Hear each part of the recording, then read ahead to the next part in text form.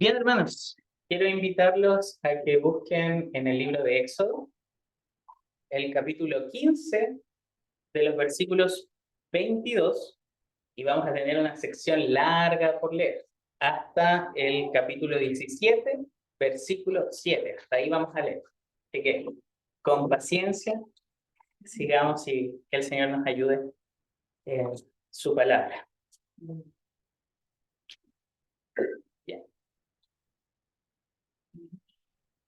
Si lo encontraron, síganme en la lectura. Dice así, Éxodo 15, desde el versículo 22. Moisés hizo partir a Israel del Mar Rojo y salieron hacia el desierto de Shur. Anduvieron 3 días en el desierto y no encontraron agua. Cuando llegaron a Mara, no pudieron beber las aguas de Mara, porque eran amargas. Por tanto, al lugar le pusieron el nombre de Mara. El pueblo murmuró contra Moisés diciendo, ¿qué beberemos? Entonces Moisés clamó al Señor y el Señor le mostró un árbol. Él lo echó en las aguas y las aguas se volvieron dulces. Y Dios le dio allí un estatuto y una ordenanza. Y allí los puso a prueba. Y Dios les dijo, si escuchas atentamente la voz del Señor tu Dios y haces lo que es recto ante sus ojos y escuchas sus mandamientos y guardas todos sus estatutos, no te enviaré ninguna de las enfermedades que envié sobre los egipcios, porque yo, el Señor, soy tu sanador. Entonces llegaron a Elim, donde había 12 fuentes de agua y 70 palmeras, y acamparon allí junto a las aguas. Partieron de Elim, y toda la congregación de los israelitas llegó al desierto de Sin, que está entre Elim y Sinaí. El día 15 del segundo mes después de su salida en la tierra de Egipto, y toda la congregación de los israelitas murmuró contra Moisés y contra Aarón en el desierto. Los israelitas les decían, ojalá hubiéramos muerto a manos del Señor en la tierra de Egipto, cuando nos sentábamos junto a las ollas de carne, cuando comíamos pan hasta saciarnos. Pues nos han traído a este desierto para matar de hambre a toda esta multitud.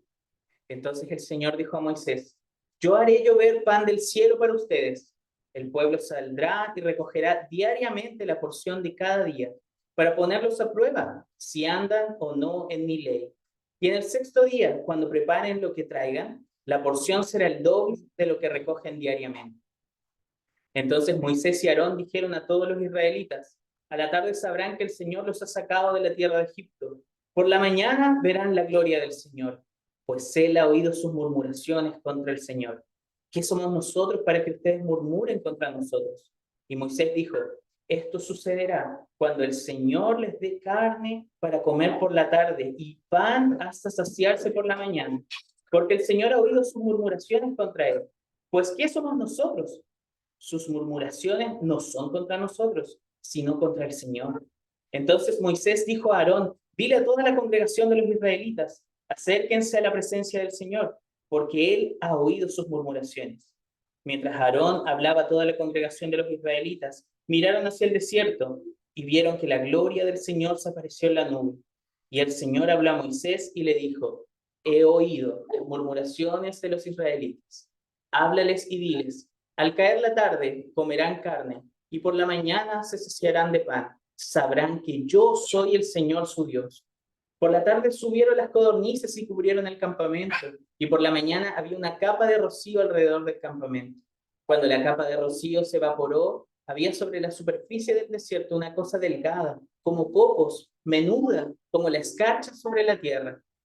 Al verla, los israelitas se dijeron unos a otros, ¿qué es esto? Porque no sabían lo que era. Es el pan que el Señor les da para comer, les dijo Moisés. Esto es lo que el Señor ha mandado. Cada uno recoja de él lo que vaya a comer. Tomarán como 2 litros por cabeza, conforme al número de personas que cada uno de ustedes tiene en su tienda. Así lo hicieron los israelitas, y unos recogieron mucho y otros poco. Y cuando lo midieron por litros, al que había recogido mucho, no le sobró, ni le faltó el que había recogido poco. Cada uno había recogido lo que iba a comer. Que nadie deje nada para la mañana siguiente, les dijo Moisés. Pero no obedecieron a Moisés. Y algunos dejaron parte del maná para la mañana siguiente, pero crió gusanos y se pudrió. Entonces Moisés se enojó con ellos.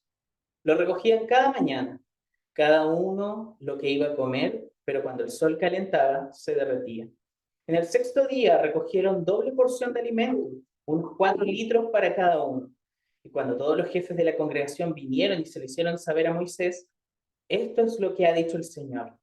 Les respondió, mañana es día de reposo consagrado al Señor. Cuezan lo que han de cocer y hiervan lo que han de hervir. Y todo lo que sobre, guárdenlo para mañana.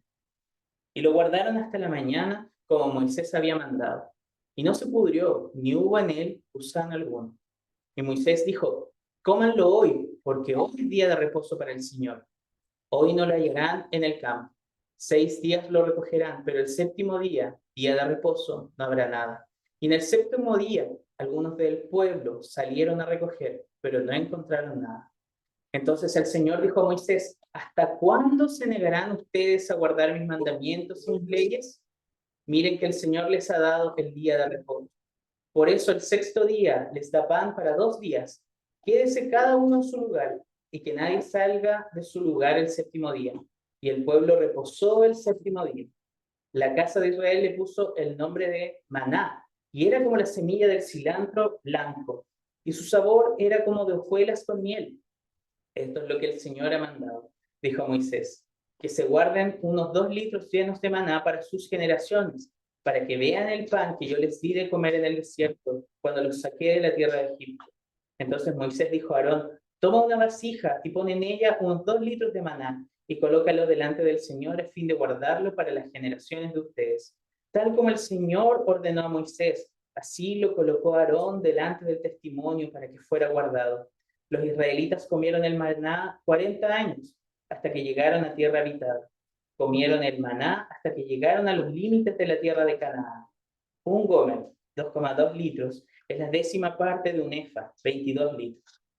Toda la congregación de los israelitas marchó por jornadas desde el desierto de Sin, conforme al mandamiento del Señor. Acamparon en Refidim y no había agua para que el pueblo bebiera. Entonces el pueblo discutió con Moisés y le dijeron, danos agua para beber. ¿Por qué discuten conmigo? Les dijo Moisés. ¿Por qué tientan al Señor? Pero el pueblo tuvo sed allí, y murmuró el pueblo contra Moisés y dijo, ¿por qué nos ha hecho subir de Egipto para matarnos de sed a nosotros, a nuestros hijos y a nuestros ganados? Y clamó Moisés al Señor y dijo, ¿qué haré con este pueblo? Un poco más y me apedrearán. Entonces el Señor dijo a Moisés, pasa delante del pueblo y toma contigo a algunos de los ancianos de Israel, y toma en tu mano la vara con la cual golpeaste el Nilo, y ve, yo estaré allí delante de ti sobre la peña en Horeb. Golpearás la peña y saldrá agua de ella para que beba el pueblo. Y así lo hizo Moisés en presencia de los ancianos de Israel. Y puso a aquel lugar el nombre de Masá y Meribá, por la contienda de los israelitas, y porque tentaron al Señor diciendo, ¿está el Señor entre nosotros o no? Esa es palabra del Señor. Permiso.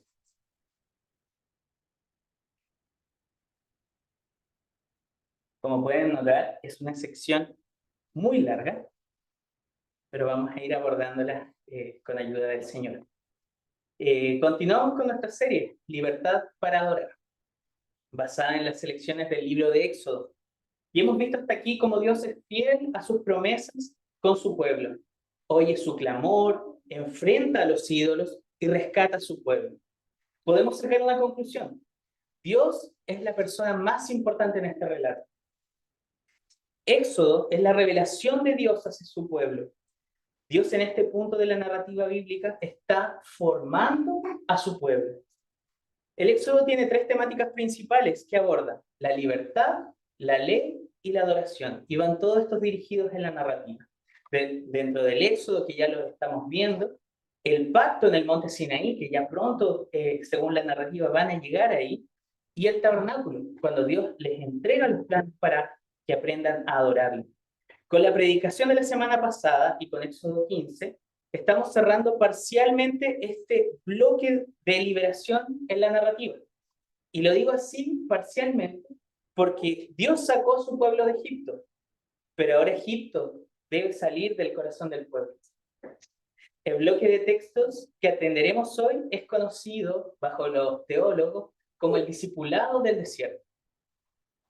Y vemos que aquí hay en la narrativa un cambio de tono, ¿ya? Vemos en Éxodo 15 que estaban cantando, celebrando, alabando al Señor, y de repente se nos muestra un momento tenso, de murmuración, del pueblo dudando y también alegando hacia el Señor. Aquí el texto nos está apuntando una tensión dramática, y el pueblo ahora se va a enfrentar a uno de sus mayores enemigos, que lo va a acompañar hasta el fin de sus días, ellos mismos. El texto nos señala al pueblo fracasando una y otra vez, pero se nos muestra a un Dios fiel, lleno de gracia, enfocado en formar a su pueblo. Y eso es lo que vamos a ver el día de hoy. 6 formas en que Dios quiere formar a su pueblo y que Dios está formando su pueblo. En primer lugar, Dios quiere a un pueblo dependiente de Él. Y eso lo vemos en el capítulo 15 de los versículos 22 al 26. Después de cruzar el mar de los juncos, porque así está del hebreo, salen hacia el desierto. Y este lugar va a ser la localización predilecta de los 5 libros de la Torá, de la ley, de este Pentateuco. El desierto ocupa un lugar interesante en la narrativa bíblica. No llegan al desierto por casualidad. Son las paradas y localizaciones que Dios escoge para formar el corazón de su pueblo. Y eso lo pueden ver ahí en Éxodo 17:1, cuando dice: toda la congregación de los israelitas marchó por jornadas desde el desierto de Sin, conforme al mandamiento del Señor.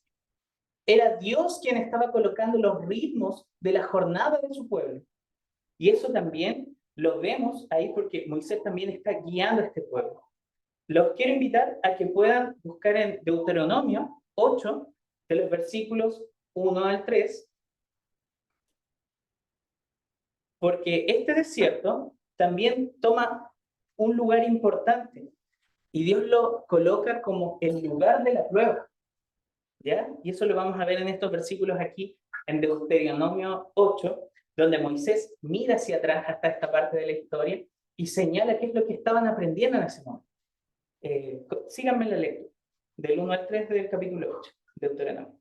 Todos los mandamientos que yo te ordeno hoy tendrán cuidado de ponerlos por obra, a fin de que vivan y se multipliquen, y entren y tomen posesión de la tierra que el Señor juró dar a sus padres. Y te acordarás de todo el camino por donde el Señor, tu Dios, te ha traído por el desierto durante estos 40 años, para humillarte, probándote a fin de saber lo que había en tu corazón, si guardarías o no sus mandamientos. Él te humilló y te dejó tener hambre, y te alimentó con el maná, que tú no conocías, ni tus padres habían conocido, para hacerte entender que el hombre no solo vive de pan, sino que vive de todo lo que procede de la boca del Señor. Vemos aquí, entonces, que este es el lugar de la prueba, y refuerza lo que veníamos diciendo anteriormente. El Señor tu Dios te ha traído por el desierto. No es un encuentro de casualidad este lugar. Dios los está llevando y discipulando en este lugar. Por otro lado, coloca cuál es el fin del viaje en el desierto. Humillar al pueblo, probar a su pueblo y enseñarle a depender de él. Estos eran los objetivos de aprendizaje del desierto. Inmediatamente se nos presenta un conflicto en el texto, porque vemos ahí en el versículo 22 que ellos anduvieron 3 días en el desierto y no encontraron agua. Y esto representaba ciertamente un problema, porque beber agua es una necesidad básica para todos los seres humanos. Si no bebemos agua, nos deshidratamos. Y esto aún más se intensifica por el clima del desierto. Entonces, aún más tenían esta sensación de sed. Y no olvidemos que ellos no eran un grupo pequeño, eran muchas personas, miles de personas, incluyendo tanto hombres, mujeres y niños. Ahí, en ese sentido, los niños para su desarrollo necesitaban agua. Y ellos también iban con ganados.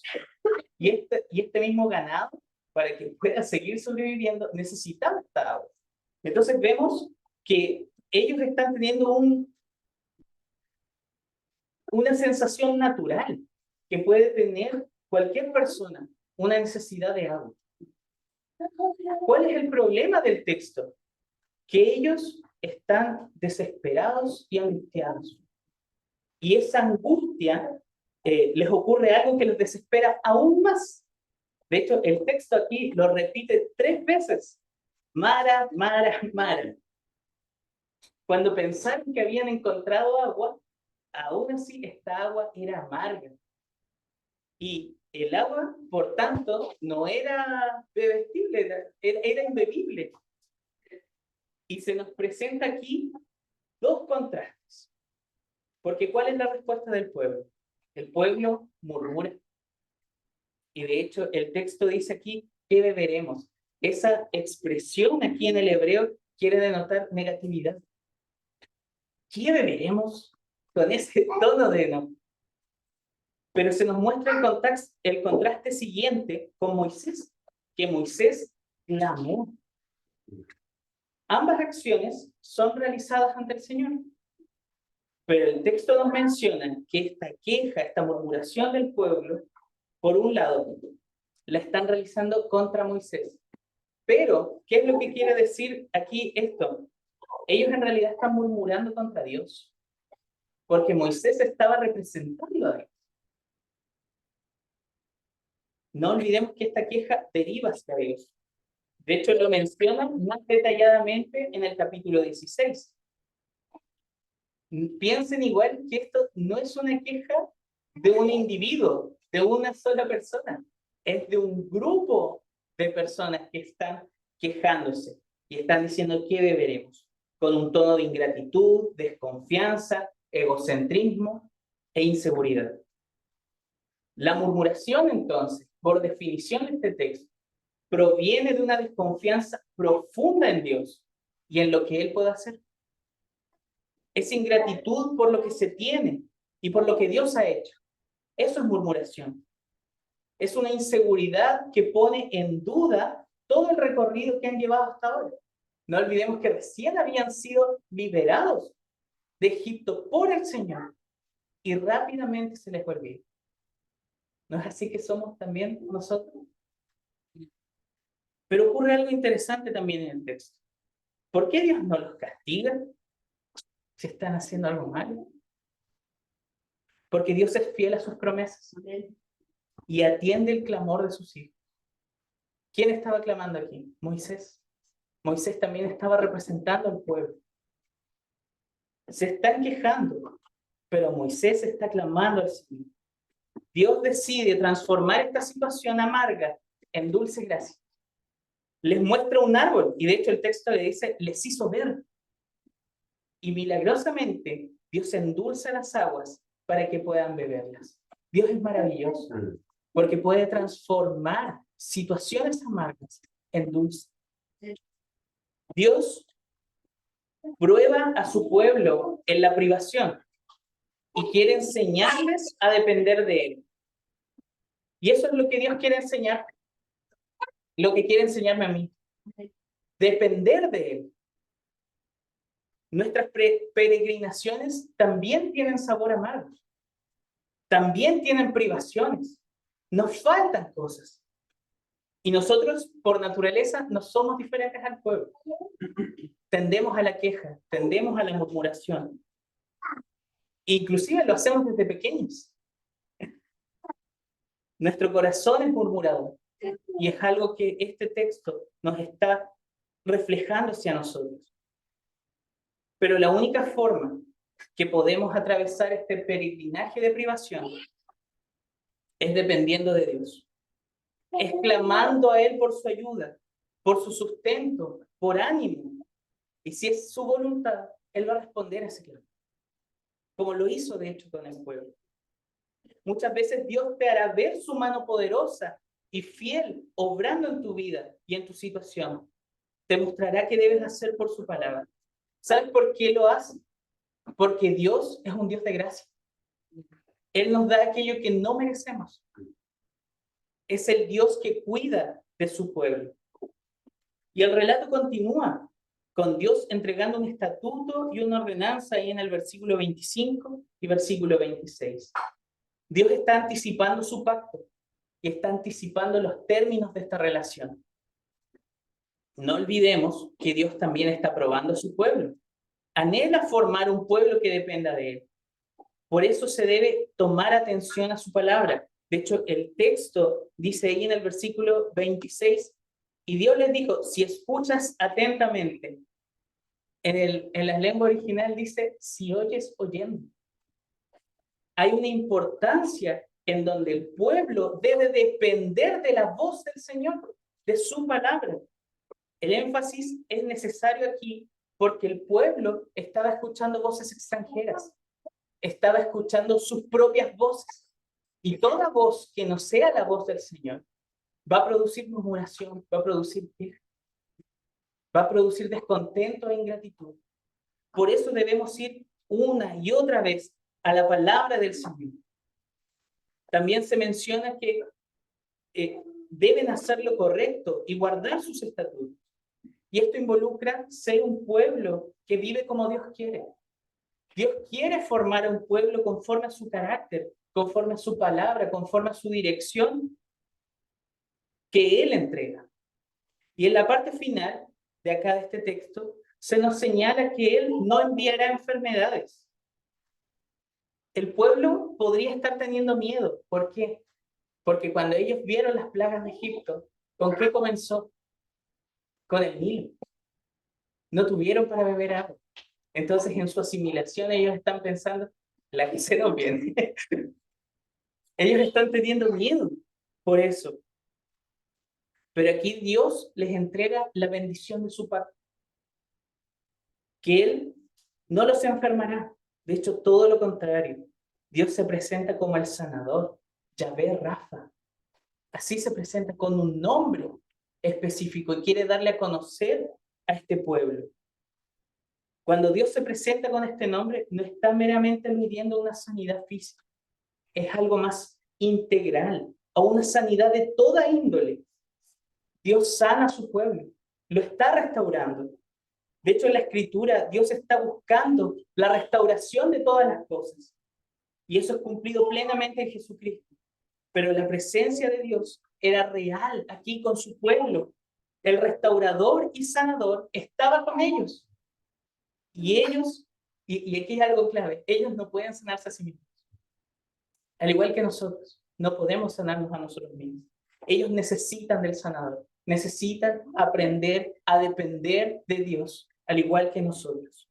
Lo segundo, Dios quiere formar un pueblo que lo desee. Y eso lo vemos en los versículos del 15-27 hasta el 16-5. Mari fue un lugar donde ellos querían irse rápido, porque al ser tan amargos, ellos querían abandonarlo. Ahora llegan a Elim, en donde el panorama es muy diferente. De hecho, en el versículo 27 dice, había 12 fuentes de agua y 70 palmeras. Una diferencia enorme porque aquí podían saciar su sed y tener sombra del descanso de este peregrinaje. Existe una similitud entre Mara y Elim. En ambos, Dios les da agua. Dios provee a través de un milagro, como lo fue cambiar el sabor del agua de Mara. Pero también Dios lo hace a través de una guía natural, a través de una guía ordinaria, a un lugar cómodo como lo fue Elim. Dios obra de esta forma sobrenatural, pero también Dios obra de esta manera ordinaria. Y es una de las formas en que también Dios está revelando su pueblo. Ahora llegan al desierto de Sin. Y esta es una estación importante porque ellos están en dirección hacia el Sinaí. Ahí, ¿qué es lo que va a ocurrir? Dios va a reafirmar el pacto con su pueblo. Y hay algo interesante en las estaciones que hemos recorrido hasta aquí. Mara, Elim y Sin. Vemos distintos ciclos. de privación y provisión. En la vida del pueblo de Dios, no todos los momentos son como Mara. No todos los momentos son amargos. Pero no todos los momentos son como Elim. No todos los momentos son abundantes.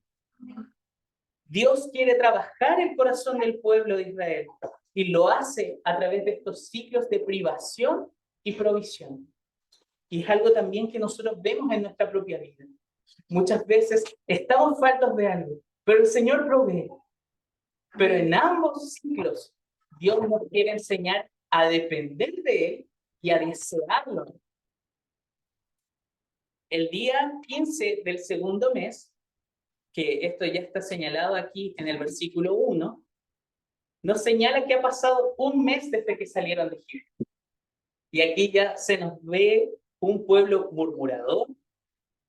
Y aunque ha pasado este tiempo, este mes, el corazón de Israel no ha cambiado, porque su corazón es duro, tiene dureza. Se repite la dinámica de los versículos anteriores. Hay un énfasis en que toda la congregación murmura. Si antes era el pueblo murmura, ahora es toda la congregación. Si antes era la mayoría, ahora es casi todos. Eso lo vemos en el versículo 2. ¿Y qué debemos entender sobre eso? Que la naturaleza del pecado es como una plaga. La naturaleza del pecado se esparce rápidamente y nadie es inmune. Ahora en el versículo 3 vemos de manera extensa una murmuración o queja de los israelitas. La expresión ojalá hubiéramos en el hebreo se relaciona al deseo. Es una declaración de su deseo. No desean estar en el desierto. Preferirían estar en Egipto. Por lo tanto, en su razonamiento, creen que hubiera sido mejor morir. Y es curioso que señalen su saciedad, porque los esclavos tampoco solían comer tanto. En los últimos momentos, en Egipto, el pueblo no era querido por los egipcios. Entonces pareciera ser que este deseo que tienen ellos es una ilusión. Es algo falso. Ellos se han inventado un relato. En este momento, Dios les había dicho, si oyendo, ellos lamentablemente están siendo sordos aquí en este punto. Están siendo ciegos ante la obra de Dios que acaba de proveerles. Dios está cuidando al pueblo, pero ellos lo ignoran. Y de hecho, el pueblo idealiza a través de esta ilusión su esclavitud. El pecado, queridos hermanos, distorsiona nuestro corazón para que Egipto parezca un Edén. El pecado distorsiona nuestra percepción de la realidad. Para este pueblo es mejor la seguridad que les provee su ilusión. Y esto es absurdo, porque el pecado provee una sensación de seguridad falsa, una falsa certeza. Y queridos hermanos, la lamentable noticia es que nosotros somos igual que este pueblo. También sucumbimos ante la distorsión de nuestro corazón. A pesar de esta murmuración, en los versículos 4 al 5, Dios provee.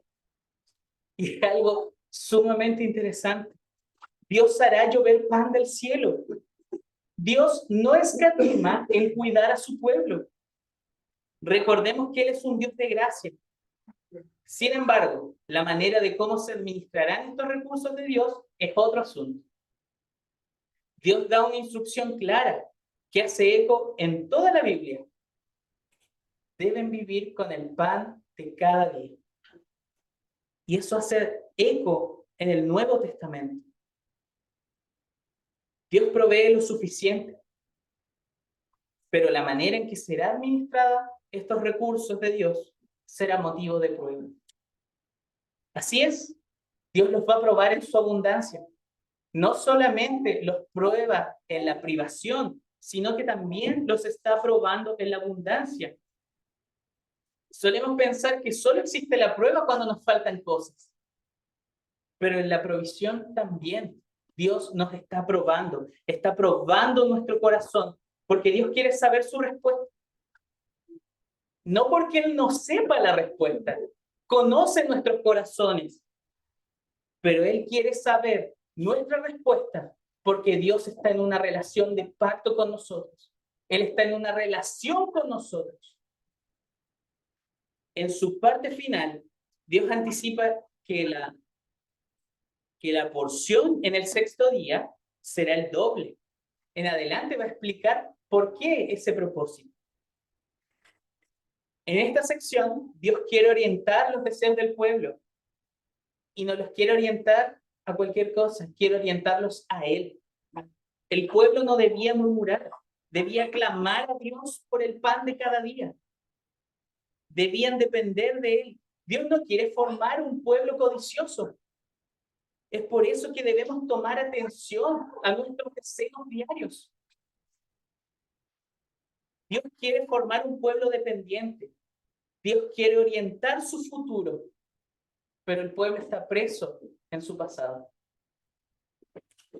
Las memorias del pueblo deben ser sanadas. Deben aprender a olvidar su falsa ilusión y recordar a Dios que los sacó de Egipto.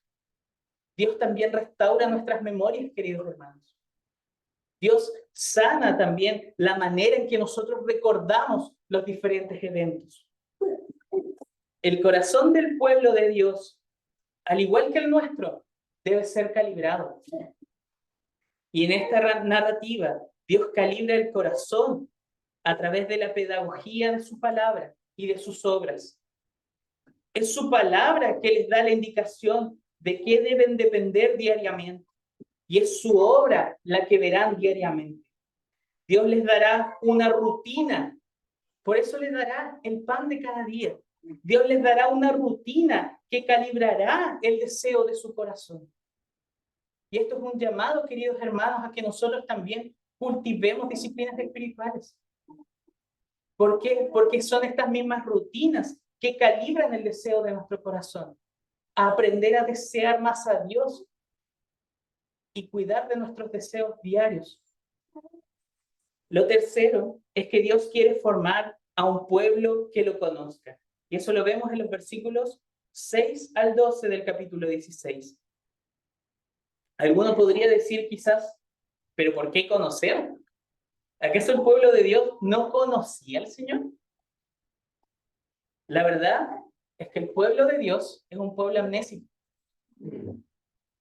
Se olvida constantemente de quién es el Señor. Por esto, en el versículo 6, señala que sabrán que el Señor los ha sacado de la tierra de Egipto. ¿Y de qué manera lo sabrían?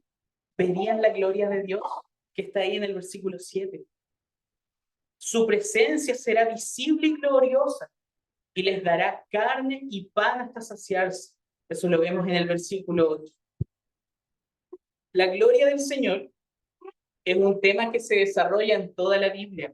Incluso Juan en su evangelio menciona que sobre Jesús ellos vieron su gloria, como la gloria del unigénito.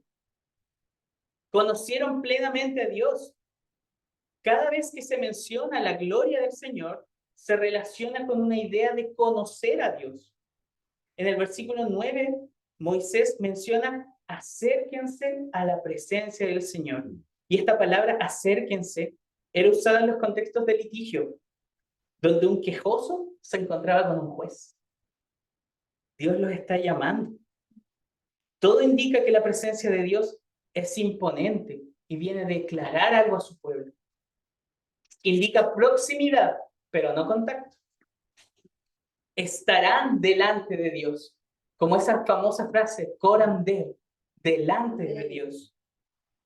Dios ha oído la murmuración, y esto lo vemos en los distintos versículos, en el versículo 7, en el versículo 8, en el versículo 9 y en el versículo 12. Y volvemos a confirmar que las murmuraciones no eran contra Moisés, eran contra Dios. Se señala 3 veces por Moisés y una la declara el Señor mismo. Ciertamente, Moisés era un siervo de Dios y estaba atento a la voz de Dios. Él oyendo. Y es importante porque Dios también está aquí reafirmando el carácter de su siervo. Sí, él no es Dios, pero es siervo de Dios. Y Dios está reafirmando, porque primero habla Moisés y lo dice 3 veces y anticipa lo que Dios iba a decir. En este caso, Moisés se transforma en un heraldo de Dios. La murmuración que señalan estos textos refleja que el pueblo fue cautivado por su ilusión egipcia. Nosotros también creemos más en el relato maligno que lo que Dios dice. Solemos sufrir de amnesia y desesperación por no confiar en Dios. Es por eso, queridos hermanos, que nosotros necesitamos conocer a Dios, saber quién es Él. Y lo hacemos de la única manera, prestando atención a su palabra. Su sola presencia, su sola palabra, logra callar todas las murmuraciones de nuestro corazón. Pues Él no puede ser acusado. Dios es fiel, paciente y persevera en alcanzar a su pueblo. Lo cuarto, Dios quiere formar un pueblo que confía.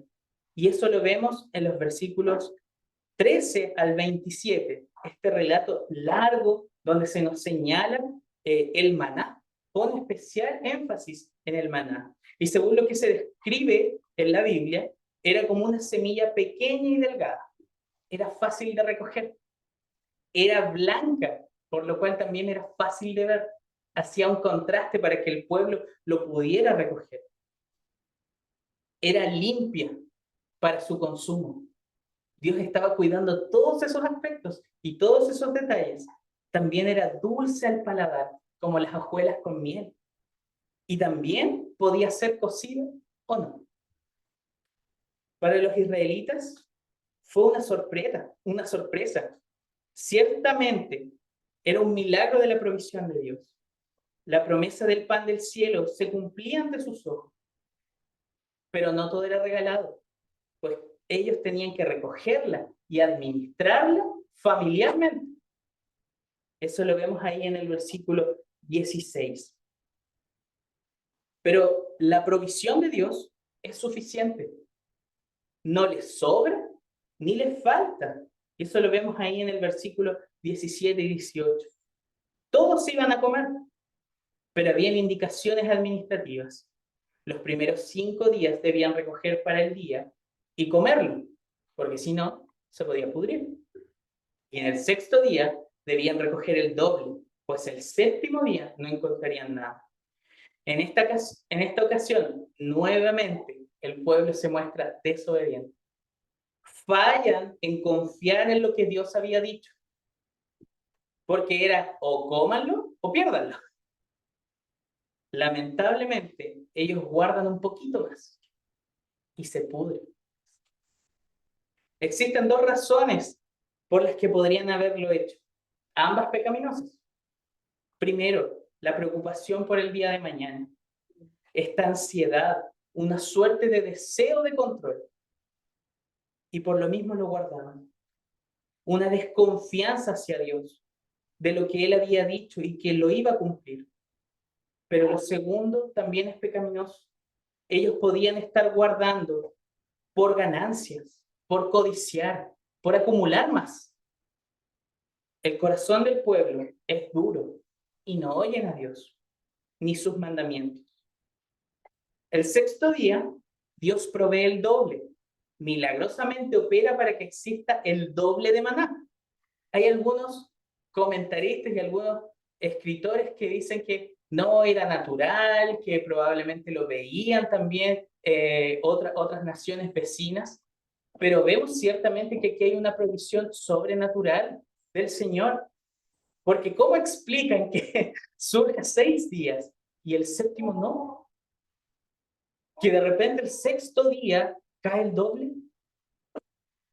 Es un milagro, no lo podemos explicar de otra manera. Y aquí está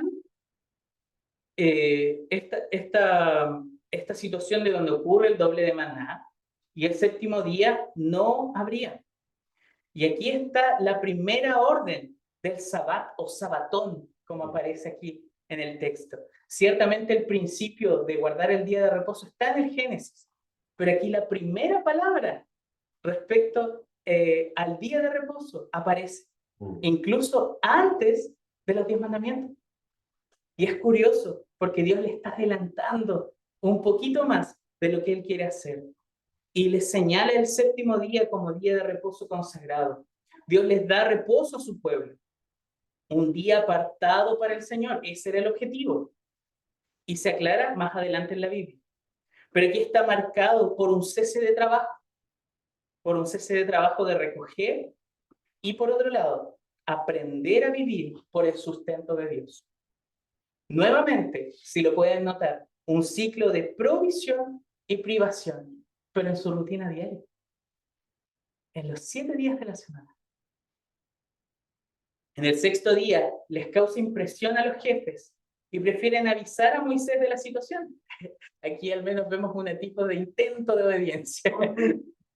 Dios preserva y cuida de esa comida para el otro día. No se pudre. Moisés los invita a comer y descansar. Pero el día de reposo, algunos salieron a recoger, desobedeciendo a Dios, y se encuentran con la sorpresa de que no había nada. La incredulidad aún está presente en el pueblo. Aún está presente. Y muchas veces esas mismas incredulidades nos golpean en la cara. Nos vamos a encontrar con nada cuando intentamos buscar por nuestros propios esfuerzos, cuando buscamos ser autónomos y no depender de Dios. La provisión del alimento diario es un ejercicio pastoral de Dios, pues Él, el Señor, es pastor de su pueblo. Él cuida y da lo necesario, los alimenta, los guía. Dios les da reposo. Es el cuidado de un pastor con una oveja, o con muchas ovejas en este caso. Y forma a su pueblo para que conozcan su carácter y cuidado que tiene por ellos. Dios provee y les da lo suficiente a pesar de su incredulidad. ¿Y sabes por qué? Porque es su pueblo, porque le pertenece. Por eso Dios opera aún a pesar de nuestras incredulidades. Nosotros también debemos aprender a conocer a nuestro buen pastor, que es Jehová, y que con Él nada nos falta, nada desearemos, y podremos aprender a confiar en Él. Lo quinto, Dios quiere formar un pueblo que lo recuerde, y eso lo vemos en los versículos 28 al 36.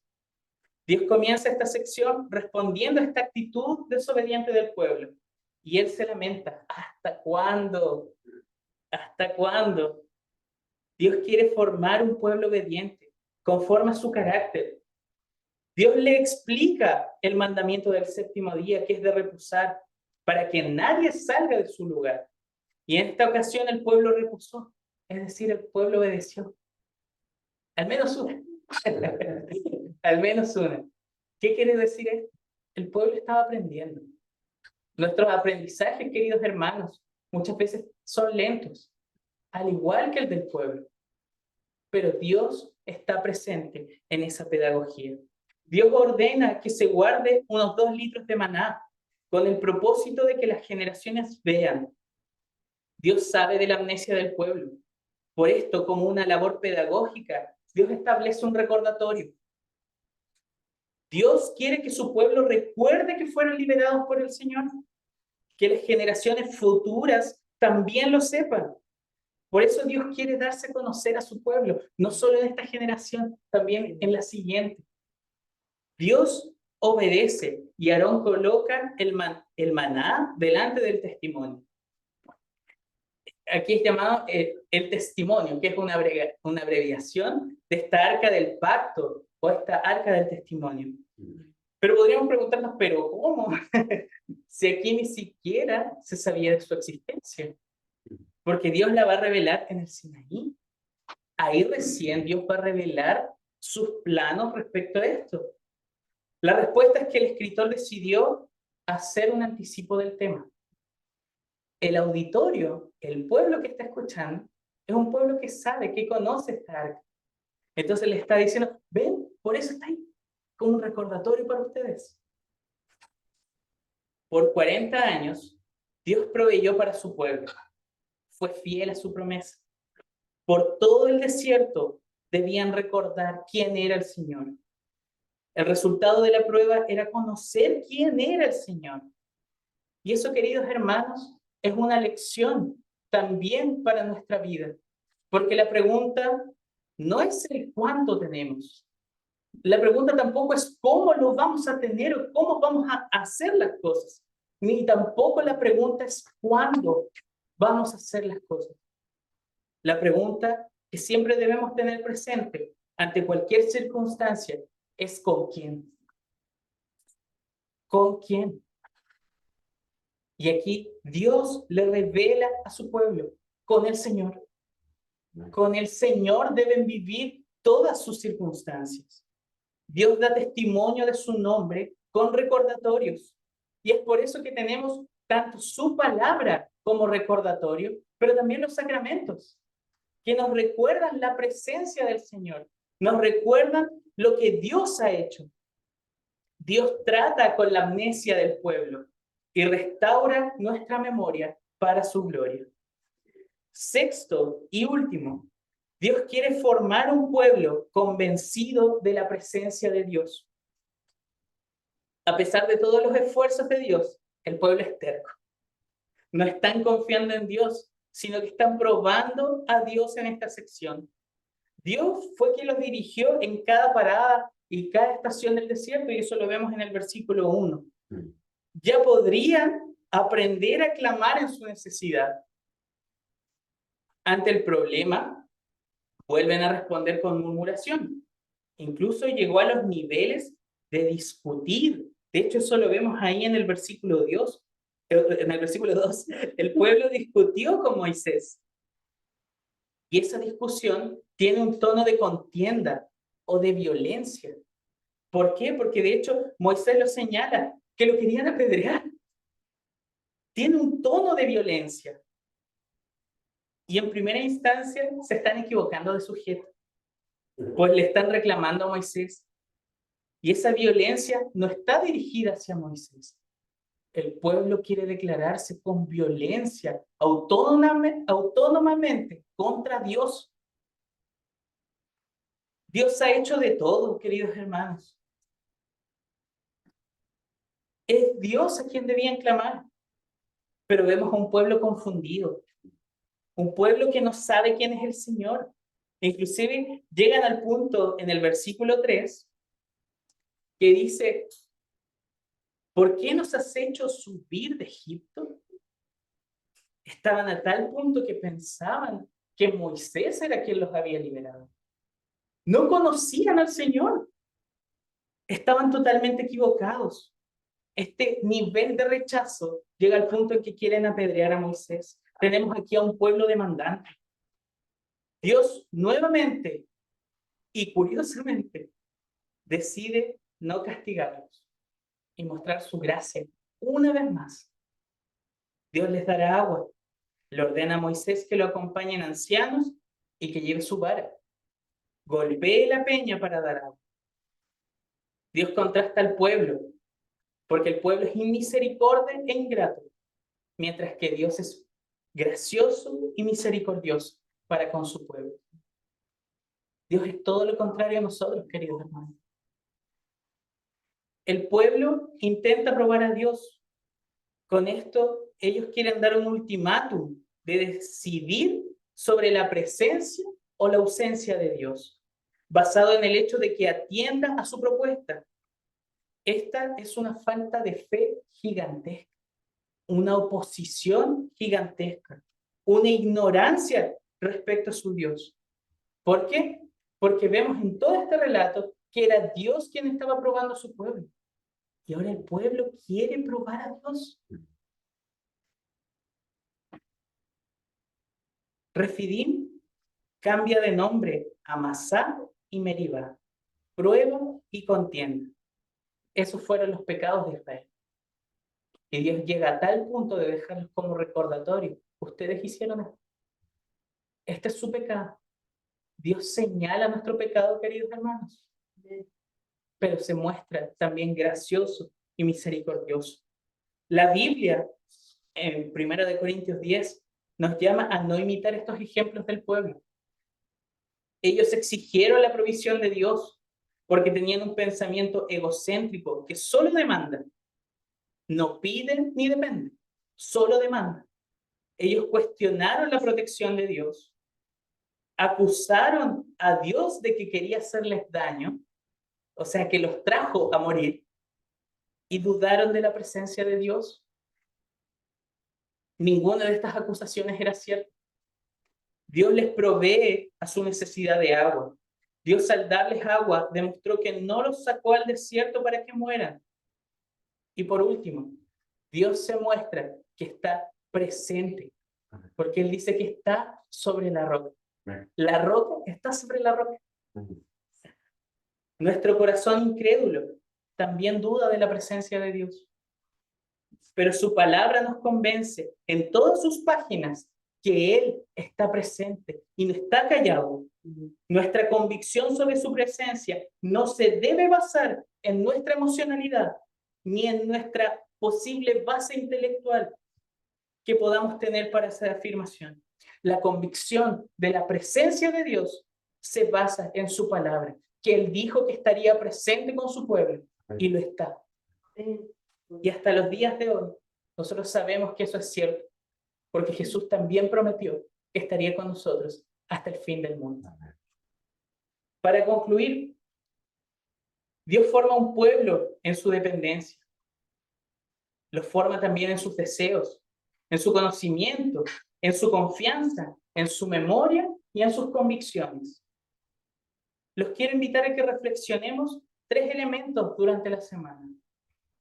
Primero, el objetivo del discipulado del desierto, a través de los ciclos de privación y provisión, es que el pueblo sepa quién es el Señor, que aprendamos a conocer a Dios. La pregunta fundamental es respondida. ¿Con quién atravesamos las circunstancias de la vida? Con Dios. Las otras opciones son meras ilusiones y falsedades. Conocemos a Dios a través de su palabra, pero no es un mero conocimiento teórico, es un conocimiento relacional. Debemos conocerlo como Dios creador, como Dios sustentador, como Señor, como Salvador sobre todo. Y necesitamos saber y recordar constantemente que Dios es quien nos liberó de la esclavitud del pecado a través de Jesucristo. Mientras tenemos a un pueblo, y esto es lo segundo, mientras tenemos a un pueblo falible, tenemos a un Dios paciente.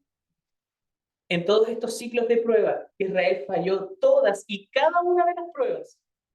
Nosotros no somos diferentes. Tú y yo también fallamos las pruebas del Señor. Este texto saca una radiografía de nuestro corazón. Nosotros somos ingratos y murmuradores. En la privación o en la provisión mostramos siempre depravación de nuestro corazón. Pero Dios es paciente, espera a su pueblo, no les devuelve con la misma moneda, no los abandona. La historia del pueblo de Dios es la historia de la paciencia de Dios. Y lo tercero y último, Jesús vence donde tú y yo fracasamos. Hubo uno que pasó el discipulado del desierto, Jesús.